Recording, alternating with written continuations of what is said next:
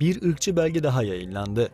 Doğu Türkistan'daki Çin işgal yönetimine ait bir işletmenin güvenlik birimince yayınlanan bir genelgede, etnik Han Çinlisi göçmenlerin vareste tutulduğu, sadece Uygurların kimlik ve güvenlik tespitine ve kontrol aramalarına tabi tutulması gerektiği belirtildi. Doğu Türkistan'ın Hoten ilinde Çinli yetkililer sözde terörle mücadelenin destekçilerini ödüllendirmek için 100 milyon yuan bütçe ayırdıklarını açıkladı. Terör ve hicret ile ilgili ihbarda bulunanlara verilecek ödülün 5 milyona yükseldiği belirtildi.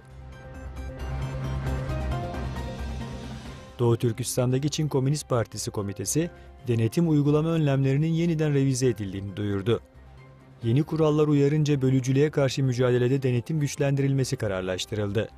Konuyla ilgili görüşlerini bildiren Doğu Türkistan Enformasyon Merkezi Başkanı Abdülcelil Karakaş, Çin işgal güçlerinin Doğu Türkistan'da yürüttüğü tüm uygulamalar Nazi dönemindekine benziyor.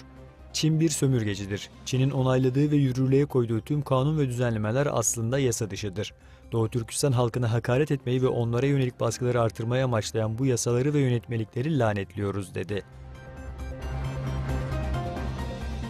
Özbekistan Cumhurbaşkanı Mirziyoyev, "Bizim için Kırgızistan en yakın, en değerli komşudur. Her gün iki devlet sınırından yaklaşık 10-15 bin kişi geçiyor. Zaman gelecek ve ülkemiz arasında sınır olmayacak," dedi. Özbekistan, Kırgızistan'daki girişimciliği canlandırmak için 100 milyon dolarlık kredi vereceğini duyurdu.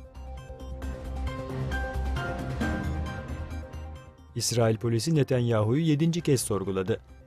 İsrail Başbakanı Benjamin Netanyahu, hakkındaki yolsuzluk soruşturması kapsamında polise 7. kez ifade verdi.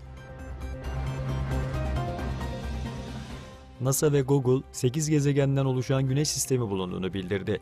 Kepler-90i adı verilen öte gezegenin keşfedilmesinden sonra bulunan 8 gezegenli güneş sistemine de Kepler-90 ismi uygun bulundu.